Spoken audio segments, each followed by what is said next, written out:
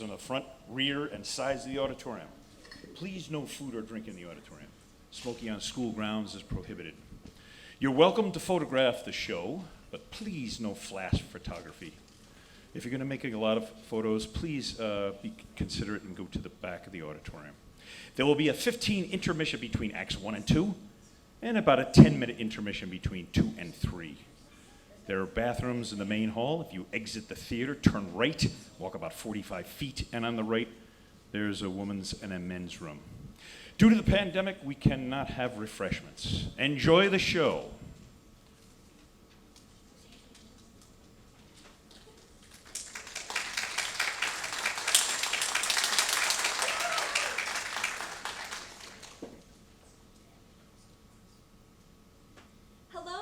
Gentlemen of the audience, I am Mrs. Brassett, one of the 10 characters in the play written by Brandon Thomas in 1892. Charley's Aunt has been performed on stages tens of thousands of times in various different countries and languages. It has also been made into dozens of movies. Since it's almost 130 years old, there are certain social norms and slang terms that we do not have here in the United States in 2021. Like how a young woman could not be in the same room as a young man without a chaperone. The chaperone would protect her reputation and guard her physically. If a woman was known to have visited without a chaperone, she would be considered a prostitute or a very loose woman. She would also lose the chance to marry into a respectable family. Mr. Long has revised the script to make it more easily understood. I am the servant to Jack Chesney, who is a student here at Oxford University. He loves Kitty and wishes to marry her, but hasn't quite told her how he feels yet. He is now writing a letter, trying to do just that. I'm having fun making his writing task a little more difficult.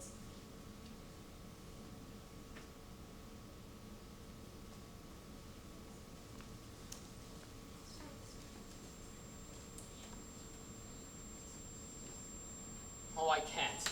I don't know how to say this. I should have told her how much I cared about her before she went away to Scotland. And now, I may have lost my chance to be with her for the rest of my life. And like a typical student, I've left this letter to the last minute as well. Let's see, I should get started. Dearest Kitty. Oh no, that doesn't sound right. Darling. I hardly know you. Would you go away, Mrs. Brassett? I'm writing a letter. I beg your pardon, sir, Mrs. but I was Brassett, wondering. I am writing a letter, so if you could please get out, that would Yes, be great. sir, but I Mrs. was- Brassett, I said get out! Thank you. My goodness, let's see, dearest Kitty, the love of my life. Oh no, that doesn't sound right. Kitty, my darling, no. Yes, Mrs. Brassett. I wanted to say that I laid out a few things which I Oh thought yes, you you would- laid out a few things, did you? which I thought you wouldn't mind giving to me for my husband since you're graduating. Oh no, not at all. Take all of my things, why don't you? Just leave me alone for once, please. Oh my God. Let's see, Kitty, I love you horribly. Mrs. Brassett, I've told you about 13 different times that I do not wish to be disturbed. You keep on coming aboard. Oh, it's Charley. Where is your aunt? She wasn't on the train. And how are you sure? You've never seen her in your life. You could have walked right by her. Well, I'm sure that she wasn't on the train. Well, how are you sure? I might have reread her letter, and she might be coming on the 12:30 p.m. instead of the 10 a.m. You're an idiot. Yes, that's me. Your aunt was going to be our chaperone, and now Kitty and Amy can't stay since we don't have a chaperone. She will come like she said, won't she? Well, if my aunt was smart enough to marry one of the richest men in South America, then surely she can get her fat bum on a train. Well, I hope so. Actually, she's kind of a celebrity. Here, read that. Third one down. Yeah, let's see. A 9-year-old woman has given birth to No! triplets. Oh, no, below. Oh my God, okay. Let's see. Donna Lucia Dalvadores, the Brazilian millionairess, has purchased Lord Toppleby's magnificent mansion in northeast London. Originally from England, she became the financial advisor to Don Pedro Dalvadores, who then married the financial genius Donna Lucia. Shortly after their marriage, he died, leaving all of his wealth to her. Well, what does this have anything to do with you? Keep reading. Her only relation is a nephew at Oxford University. That's me. Oh, and that's splendid news. She could be here any minute. Yes, well, you see, I don't expect anything more from my aunt. When I was orphaned at a young age, she left a small amount of money for me in a trust fund for my education. But she was in Brazil at the time I was born, so I never got to meet her. Well, there's no need to worry, Charlie. While you two are getting acquainted, I will have my talk with Kitty. Yes, about that. What about my little talk with, Amy? Yes, you see, that's the problem. We can't go pushing your aunt back and forth between us like an old wheelbarrow. What we need is someone to keep her occupied while we talk to the girls. Yes, someone who's witty, a good conversationalist, and a little touch of dignity. But which of our classmates could be a good choice? Freddie Peel? No. He would eat his lunch and then her lunch and then, well, everyone else's lunch. Oh, what about a nobleman? Lord Babberley Fancourt. Oh, Babs, that's perfect. Mrs. Brassett, would you go to Lord Babberley Fancourt's and tell him we should have a meeting with him at lunch? Yes, tell him it's very important that we require a few bottles of champagne. Now, while Babs is charming your aunt, we will secure Our Lady's love for us. Speaking of Babs, have you noticed he's a bit down since that recent trip of his? He mentioned something about falling in love and... Typical Babs, but hopefully he will sympathize with us this time. Yeah. But actually, Jack, I'm having a bit of trouble writing my letter to Amy and getting my feelings across. Could you help? Well, of course. What do you have so far? I put a lot of work into it, you see. Can't Yes. wait to hear it. Long. Dearest Amy. That's it so far. All right. I'll see what I can do about this. Dearest Kitty, I fear that my... It's Amy. Oh, right. Sorry. Dearest Amy, I fear that I love you so much that, I might die. That's a bit much. Oh, well, shut up. You wanted my help. Anyway, let's see. Dearest Amy, I fear that my love for you is so great that my heart could just burst out of my chest and that my dead body Jack, I'll write it myself. Fine. What am I? God. Lord Babberley Fancourt's having a gathering himself for lunch. Could you please send him a few bottles of champagne? All right, let's go to Babs. Hopefully we can get some bubbly out of him. Oh, boy. Hurry. They're always in a hurry. Mrs. Brassett, do this. Hurry, do that. If only they'd pay their bills in a hurry. Jack? I say, Jack, old man. Oh, hello. You know, serves him right leaving it out in such an ostentatious way when I'm so beastly hard up. Thank you, old man. Oh, there you are, Babs. We were just talking about you. Oh, really? How do you think I'm looking? I'd say, splendid, Babs. I thought you'd be pleased with me. You know, Babs, my aunt's coming to pay me a visit for lunch today. You should join us. Oh, I've got something to do. I've got to meet with a tutor to study. Oh, you mustn't study so hard, Babs. You're looking rather, tired. Oh, really? Yes, I was telling Jack just about that this morning. You think I shall die? Oh, no, not you. You'll turn out to be a great man. Maybe. You know, I think the same thing. I have a lot of great men in my family, men in the army and the navy and the like. Oh, well, I bet they never killed themselves with studying like you are. No, but I ought to do something. You ought to join us for lunch. Oh, I can't. I've got to meet with the tutor. Oh, what do you mean? I've got to change into some things, but I'll be back, boys. Oh, righty. Going to change. What in the world is anybody's going to change? No idea. I don't know. Hopefully the girls will be here soon, though. Yes. Let's see, now, about this 9-year-old woman who's given birth. How does that work? I'm not really sure. I'm surprised she isn't dead. She could be, though. We should check the obituary. No, she's still alive and raising them quite well. Oh, my. The girls. Your aunt isn't here. Well, what do we do? We can let them in. We'll explain everything. Would you let them in, Mrs. Brassett? Oh, how do you do? So kind of you to come. We were very pleased to be able to come, weren't we, Amy? Oh, yes. Mr. Wickham, are we too early? No, not at all. Yes, Mr. Chesney, you didn't mention any time. Oh, no. You're just in time. This way. Come, let me show you my rowing trophies that I got while rowing. I love rowing. Now, is this where you think and you study and you do your work and everything? Yes, we do a lot of that sort of thing around here. Well, you have such a beautiful place. Oh, thank you. We're so glad to see you here today. You're off to Scotland tomorrow. We'll miss you so much. Oh, well, Uncle always takes us to some dreadfully remote place this time of the year, where we never see a soul, and it's so dreary. What do you mean by that? I don't know. It's quite the shame. Why, are you sorry we're going? Sorry, no, we're just nervous to see you here today and anxious that you're going. Well, it's lucky Uncle's away in town, or I don't think we could have come. Why's that? I don't know, but he raises such odd objections, and he's so peculiar about Kitty. Why? Well, she's an heiress, you know, and he's her guardian. Miss Verdon, have you forgotten the dance the other night in the garden? I never shall. No. Oh, no. Those moments stolen away in the moonlight, they were truly the happiest of all my life. I wonder how many people have said that, Jack. Oh, well, you're quite cynical today, Kitty. I know I am. I'm thinking of that man. Of what man? Of my guardian, Mr. Spedigue, who hurries us away before we get close to anybody, well, for fear of... For fear of what? Oh, I don't know. Well, then why does he? Because he's a selfish, wicked old man. Then, are you really sorry to go away? No, I'm angry, but I don't wish to speak of it anymore. What a dear, sweet old lady your aunt must be, Mr. Wickham. I'm longing to know her. Where is she? One moment. Jack! Oh, yes, A word. Charley, what is it? What's it? Where's my aunt? Oh, hush, hush, hush, hush. What? Hush, hush, hush, hush, hush. Why, Auntie hasn't arrived yet. She hasn't come. Kitty, Mr. Wickham's aunt hasn't arrived yet. Hasn't come?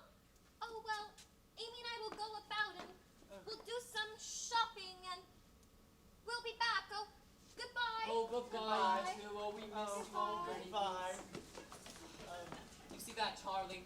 They were off like a shot when they found out your aunt wasn't here. Yes, but Jack, I feel so much better after seeing them here today, don't you? Yes, now, you need to get to the old station to get the old girl here in a fly. The old girl? Your aunt, of course. Oh, yes. Well, come on, get up. You can't sit there all day. You need to get to the station. Oh, you know, Jack, I feel so much better after seeing them here today, don't you? Yes, we already had this conversation. Now get out. Ta-ta! Ta-ta. Now, I let's say, Jack, have you got any hairpins? No, I don't think I do have any hairpins. Why? I'm forgetting everything today. I've been so scatterbrained since I talked to that girl about a week ago. I was ill on a boat. It's a long story. Oh, yes, I assume so. Uh, Hairpins? Yes. Mrs. Brassett? Brassett, Yes, of course. Would you get him some hairpins? do you have half a crown? I do not have half a crown. Why, you haven't got anything. Well, do you have half a crown? Mrs. Brassett. You do have half a crown, Oh, you well- bastard. Here's half a crown. Can you grab me some hairpins? Yes, my lord. You can keep any change you get, darling. I say, were those the girls? Yes, but what in the world made you jump out like that? They could have seen you. I didn't know they were here. Well, someone else is here and nobody can see you like this. Come in, someone.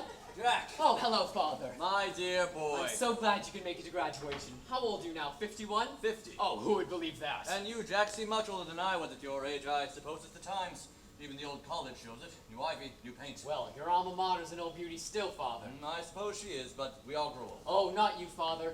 No one would ever think that you're 51. 50. Oh, 50 would have been a top-booted, domineering old man with a bunch of white hair.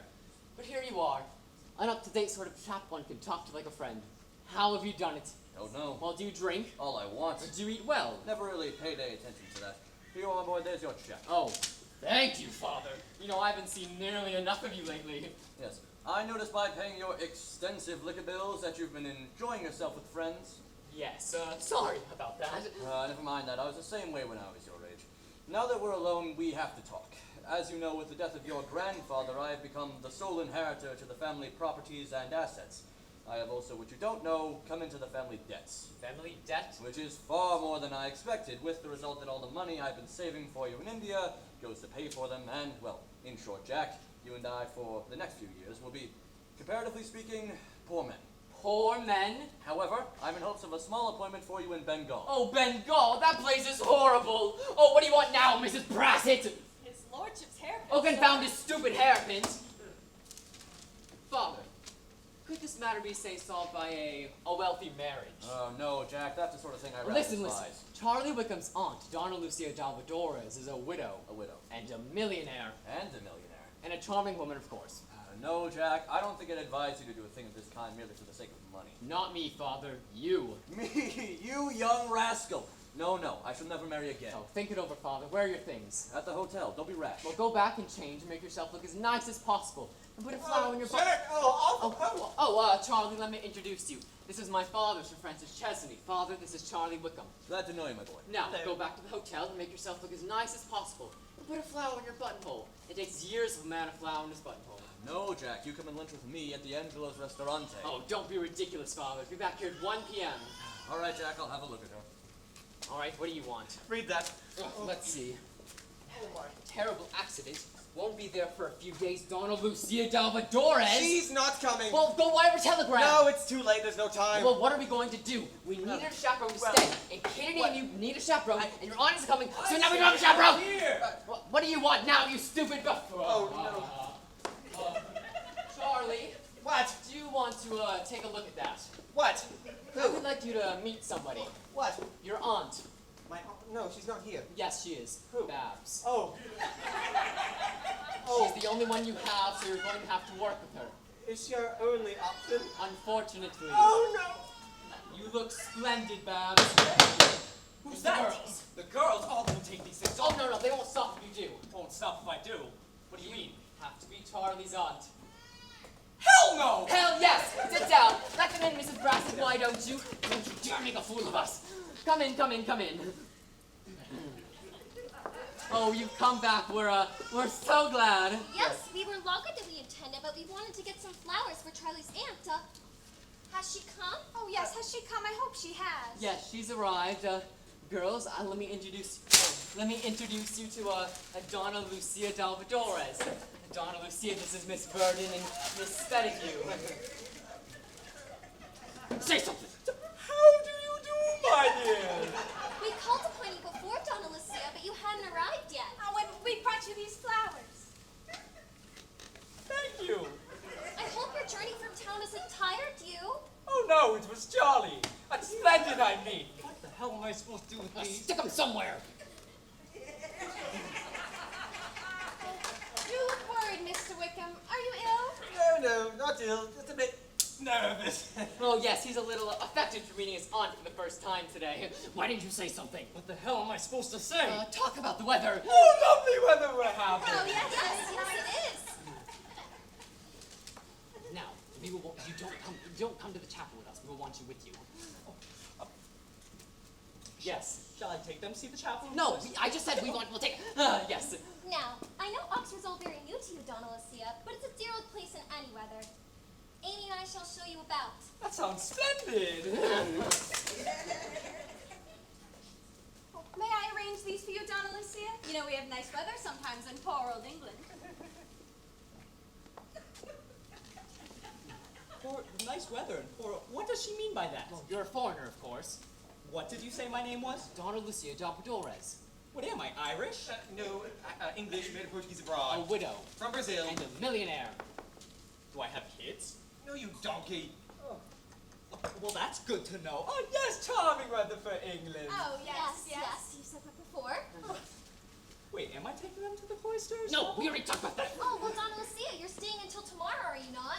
Am I staying for tomorrow? No, you're not. Oh, no! No? No, she cannot say.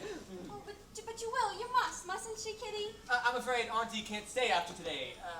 No, you see, it's my washing day. Yes, she has lots of business to attend to in town. Yes, lawyers and stocks, that Yes, sort of thing. Stocks and socks. Well, very important, you know. Oh, I'm so sorry, but we've longed to know you. Have you, my dear? Oh, well, Mr. Wickham has told us so much about you that he's made us quite love you. Oh, has he, my dear? Oh, and he's so grateful. He says he owes everything to you and could never repay you, and he's such a good, frank, upright man. Well, it was noble of you to pay for his education. Oh, I was only looking out for my poor brothers. Sister. Us sisters and brother-in-law's orphan girl. Boy, boy. Elsie twins in a minute. Yes, but you were so far in a foreign land that he could have been left to starve or fall into cruel hands, but you have such a good, kind, affectionate nature. Oh, have I, my dear? Well, anyone can see it in your face. No, really? Oh, I feel I could tell my whole heart to you. Do not let her do that. I wasn't planning on it. You don't mind me talking to you like this, do you? Oh, no, you seem like a nice young girl of whom I'm sure I can talk to about anything as long as you get to know me a little better. Oh, but I feel I've known you for years and years already. Mr. Chesney, Mr. Oh, Chesney. what do you want, I Brassett? beg your pardon, sir, but I heard Mr. Spettigue inquiring for your gates, sir. Oh, no, we're almost I back. thought he was in London.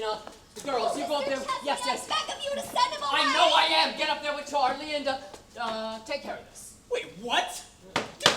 Get rid of him. Why doesn't somebody answer that door? Who are you? That hat, sir. Take it off, sir. Don't sit down, sir. I did not ask you to sit down. I wish to see Mr. Chesney at once.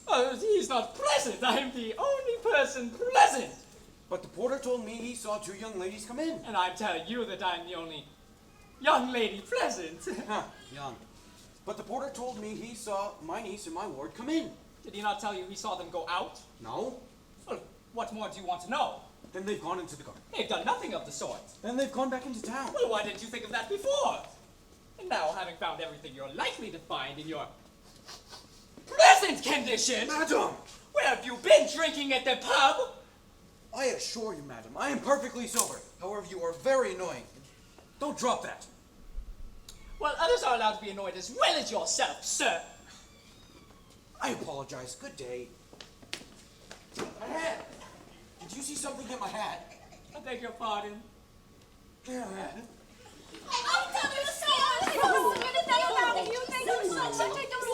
Go with the moron. Oh, I'm gonna sock him in the head soon. I'm so glad. Thank you.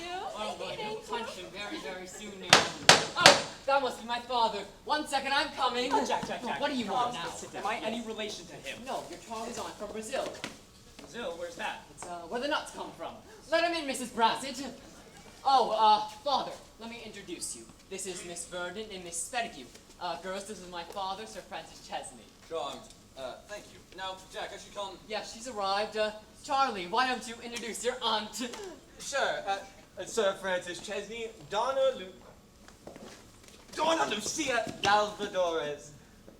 How do you do, Sir Chesney? How do you I am do? Charlie's aunt from Brazil, where the nuts come from. Lovely. Jack, Oh, yes, father? is that the lady? Yes. Oh, don't go, father. Go on, Charlie's told you all about him. Charlie told you all about Your nephew, Charlie. my nephew, Charles. In his letters. In his letters. Wait a minute, is that all right? No, it's not. Do it yourself. Make me. Yes, father? My dear boy, this is impossible. Oh, what's impossible? Well, look at her. Luncheon is almost ready, sir. 1 second, father. You take my father to lunch, but be careful how you speak to him. Father, why don't you take Donna Lucia to lunch? Allow me, Donna Lucia. You'll sit with me, right, Sir Francis? I shall be delighted. Oh, that's a lovely flower. Do you like it? Will you accept it? Oh, sure, I'll have it stuffed. Aha! So I was right after all. That old fool of a woman told me they weren't even here. Oh, Mr. Spedigue. Don't address me, Oh, boy. Mr. Spedigue.